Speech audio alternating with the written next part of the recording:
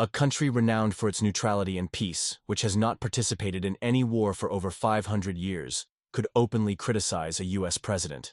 And all of this happened because of a simple action at the World Economic Forum. Switzerland's strong response to Donald Trump's Switzerland, a country famous for its beautiful alpine landscapes, is known not only for its tranquility, but also for its firm principles of peace and neutrality.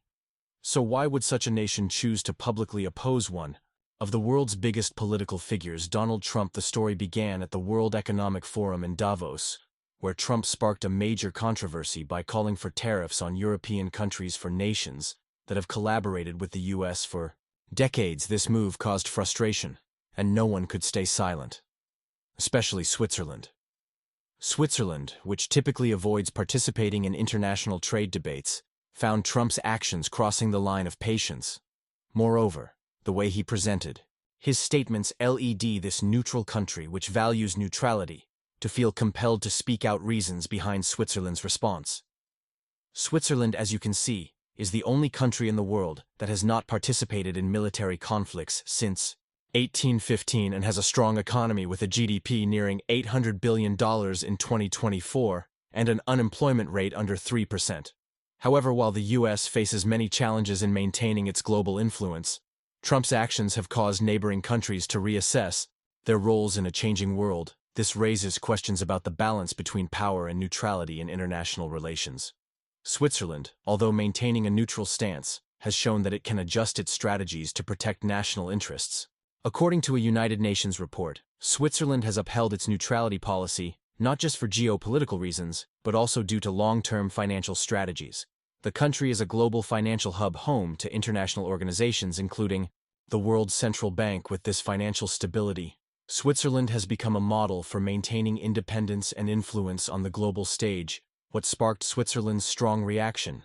So what made the people of Switzerland, known for their peaceful and neutral stance, react so strongly? Let's take a look at the Carnival Festival in Basel, one of the most prominent and awaited events of the year. During this festival, thousands of people participate in a special parade wearing masks and throwing confetti, sending a strong message reflecting on issues they cannot ignore. This is rare in Switzerland, a place where public protests are almost non-existent, representing a creative and peaceful form of expressing dissent. This act isn't a direct condemnation of U.S. policies, but rather a personal response to a leadership model that they view as incompatible with the peace and fairness values Switzerland has upheld for over 5 centuries. The attitude of the Swiss people. What is particularly noteworthy is the dissatisfaction the people of Switzerland have towards Trump, even more than historical figures like Napoleon. Hitler and Putin, a country that always respects neutrality, has chosen to speak out strongly. And this has shocked many. The people here aren't just opposing Trump's policies. They are deeply dissatisfied with his leadership style, which they see as completely contrary to the values of a neutral country where people value fairness and respect for the rights of every nation. This shows that the importance of maintaining peace and international relationships is increasingly being challenged in a volatile world. When countries like Switzerland, known for their unwavering commitment to neutrality, feel compelled to reflect on a superpower like the U.S., it signals that the world is changing.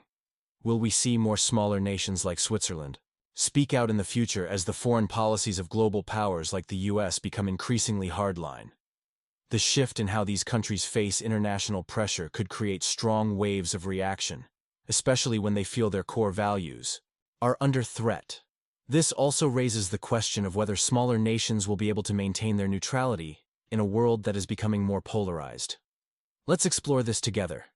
Trump has just doubled the tariffs on aluminum and steel from Canada, and the price to pay could be a global recession.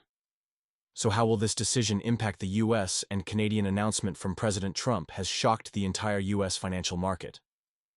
The move to double the tariffs from 25% to 50% on Canadian aluminum and steel is a strong action.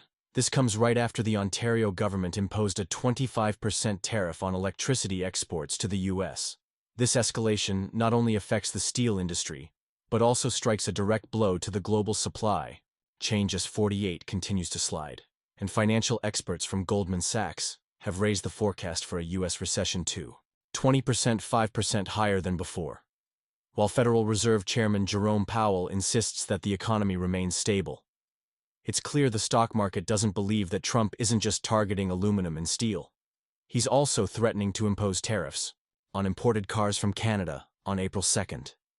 This could send Canada's auto industry into crisis. GM, Ford, and Stellantis all have factories in Canada. And if these tariffs are enforced, the auto supply chain will be disrupted, directly affecting products sold in the U.S. Canada isn't backing down from threats. Premier Doug Ford made a strong statement condemning Trump's actions as an unjustified attack on his spoken up, ready to retaliate with specific measures. They're not just talking about responding, but have already prepared powerful economic levers to minimize the impact on themselves in reality. Canada already has some defensive measures in place. Canada's Ministry of Trade has announced a series of steps which could include imposing tariffs on goods imported from the U.S. to balance out the unfairness in trade. This could cause major disruptions in U.S. industries like food, automotive, and especially the U.S. agriculture sector. This escalation won't just cause damage to one side. The Canadian government has estimated that they could lose around $16 billion US from Trump's tariff decision in the past year. If this trade war continues, these losses will only rise. What's concerning is that not just Canada, but even U.S. investors and companies are feeling the massive impact from the escalating trade war. For example, with the decision to impose tariffs on aluminum and steel, many U.S. companies face higher costs, increased production expenses, and eventually the prices of goods in the U.S. will rise. This not only reduces consumer purchasing power, but also makes it harder for many industries to maintain profits. Sectors like automotive, electronics, and even construction could be heavily impacted with the events unfolding. This war isn't just between the U.S. and Canada.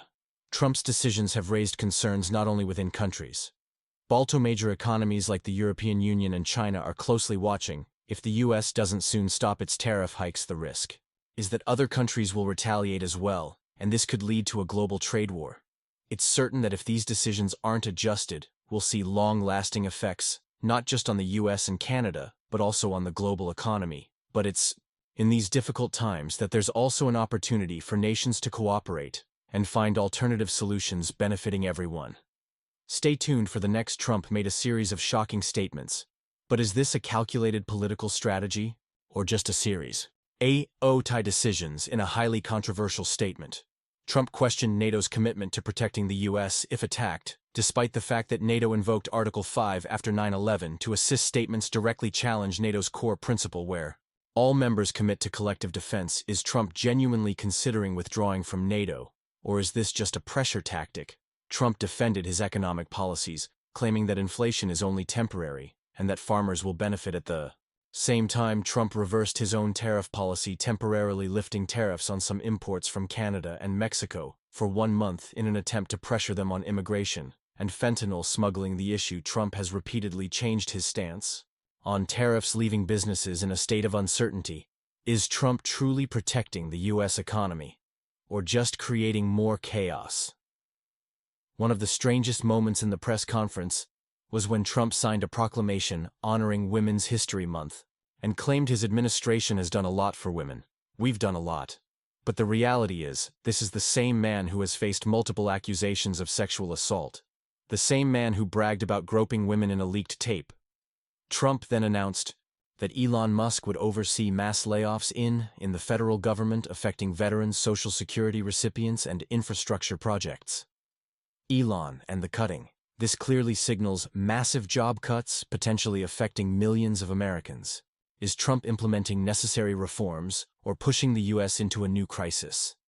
The U.S. imposed a 25% tariff on Canadian imports, sparking fierce backlash from Prime Minister Justin Trudeau. In response, Canada is considering countermeasures that could hit the U.S. energy market. Meanwhile, Ukrainian President Vladimir Zelensky made a stunning pivot, calling for immediate peace talks just days after meeting Donald Trump. For years, Zelensky vowed to fight until victory, but now he's calling for negotiations. His reasoning: Ukraine's economy is collapsing. Western aid is shrinking. Military costs are soaring and public support is starting to erode. Experts say this isn't just about diplomacy, it's about survival without a deal. Ukraine faces a financial meltdown. Its GDP has plummeted. Foreign investment is drying up and key industries are on the verge of collapse behind closed doors. Washington is growing impatient. How much longer will the U.S. bankroll this war?